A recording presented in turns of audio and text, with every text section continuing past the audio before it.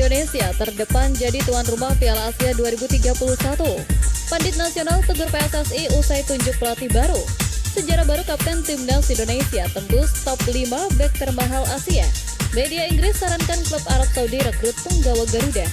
Assalamualaikum warahmatullahi wabarakatuh. Salam olahraga. Jadi kembali lagi saya mereaksi channel YouTube Garuda Space, dan Garuda Space mengabarkan ke kita yang salah satunya adalah sejarah baru Kapten Timnas Indonesia masuk dalam 5 top pemain Asia. Yang kedua, media Inggris sarankan klub Arab Saudi rekrut penggawa Garuda. Pundit nasional tegur PSSI, tunjuk pelatih baru. Dan yang terakhir, Indonesia terdepan tuan rumah Piala Asia tahun 2031. Coba kita saksikan bersama ya. Kapten Timnas Indonesia Zaied Zas tidak henti-hentinya membuat pecinta sepak bola tanah air kagum. Selain menjadi rebutan klub top Serie A, kini ada fakta baru yang lebih mencengangkan.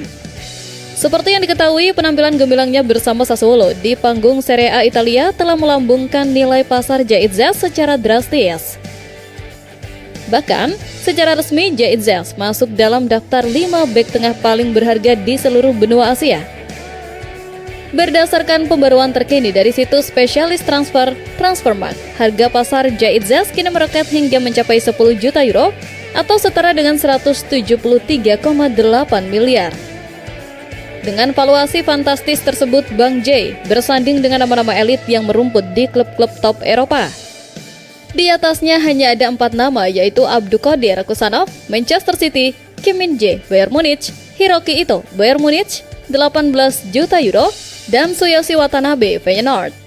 Meskipun memiliki nilai pasar yang sama dengan Tsuyoshi Watanabe, Transfermarkt saat ini menempatkan bek asal Jepang itu satu strip di atas Zaied Zas.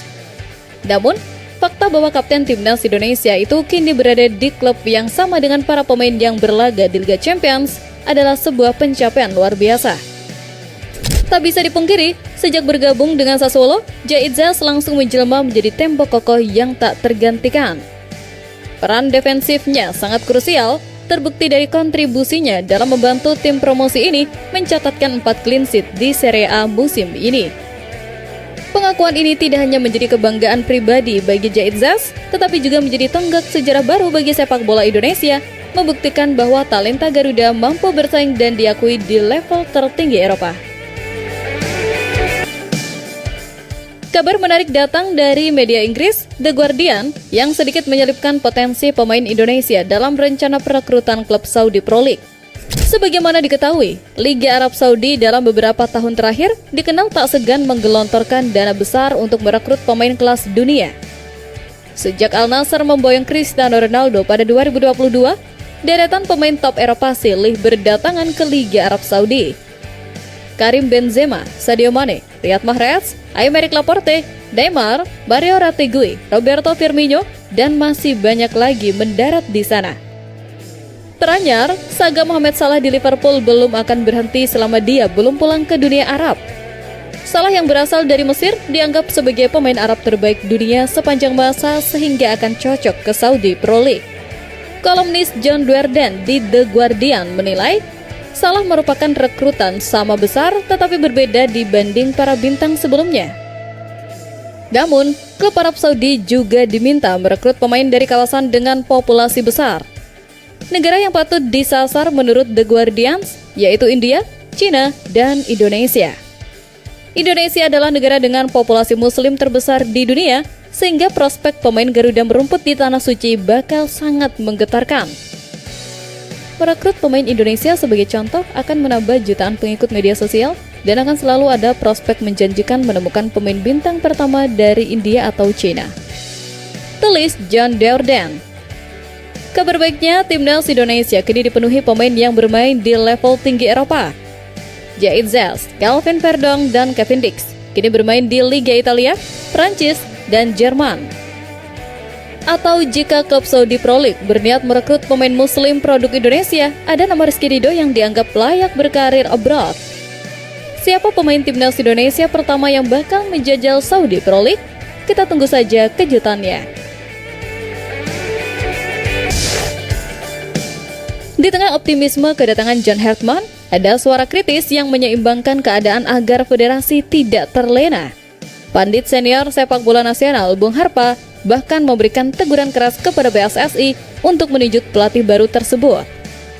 Berkaca pada penunjukan Patrick Kluivert, saat itu PSSI begitu antusias mengumumkan pelatih baru timnas Indonesia yang menggantikan Sintayong. Bahkan, Patrick Kluivert bersama asistennya diberi julukan sebagai tim kepelatihan terbaik yang diharapkan mampu membawa timnas Indonesia ke Piala Dunia 2026. Namun kenyataannya, timnas Indonesia justru tidak berhasil lolos ke Piala Dunia 2026 di bawah asuhan Patrick Kluivert. Bung Harpa tidak ingin hal semacam ini terulang lagi di era John Hartman. Hal itu bertujuan agar John Hartman tidak merasa dibebani dengan tugas yang begitu berat karena ditambah julukan-julukan tim kepelatihan terbaik. Seperti itulah harapan kita kepada insan-insan olahraga, terutama pemangku kebijakan di sekitar PSSI untuk juga biasa-biasa saja. Bukan nyinyir, tetapi justru untuk membantu kesuksesan calon pelatih tersebut. Ujar Bung Harpa. Tak bisa dipungkiri, julukan yang berlebihan justru bisa membuat masyarakat terlalu berekspektasi kepada John Hartman. Terlebih, pelatih asal Inggris tersebut masih membutuhkan adaptasi, meskipun punya rekam jejak bagus di timnas Kanada. Selebihnya, kesalahan di masa lalu di mana pelatih dipecat terlalu cepat atau intervensi terlalu dalam tidak boleh terulang. John Hartman harus diberi keleluasaan penuh. PSSI diminta transparan mengenai target dan kontrak. Jangan sampai Hartman kena prank dengan ekspektasi yang tidak realistis. Pecinta sepak bola tanah air tentu ingin John Hartman sukses, dan salah satu syarat kesuksesan adalah lingkungan kerja yang kondusif dan suportif, bukan lingkungan yang reaktif dan emosional. Kabar bahagia datang usai Indonesia kini berada di posisi terdepan untuk menjadi tuan rumah Piala Asia 2031. Kabar ini semakin menguat setelah pesaing terberat Uni Emirat Arab dikabarkan mundur dari proses bidding atau pencalonan. Mundurnya UEA membuat peta persaingan berubah total. Selain Indonesia, negara yang masih bertahan dalam proses bidding adalah India, Australia, serta kolaborasi 3 negara Asia Tengah, Uzbekistan, Tajikistan, dan Kirgistan. Dari 4 kandidat tersisa, Indonesia dinilai memiliki proposal yang paling menarik dan siap.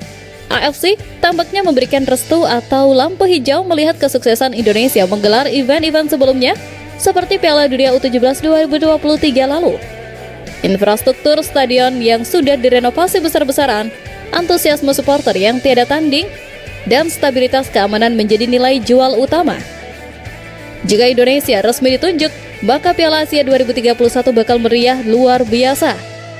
Pecinta sepak bola tanah air akan melihat bintang-bintang Asia seperti Lee Kang-in, Takefusa Kubo, dan lainnya berlaga di Jakarta, Surabaya, atau Bali.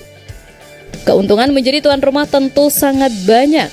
Secara ekonomi, pariwisata akan meledak. Secara prestasi, timnas Indonesia otomatis lolos tanpa kualifikasi dan akan bermain di hadapan puluhan ribu pendukung sendiri yang bisa menjadi pemain ke-12.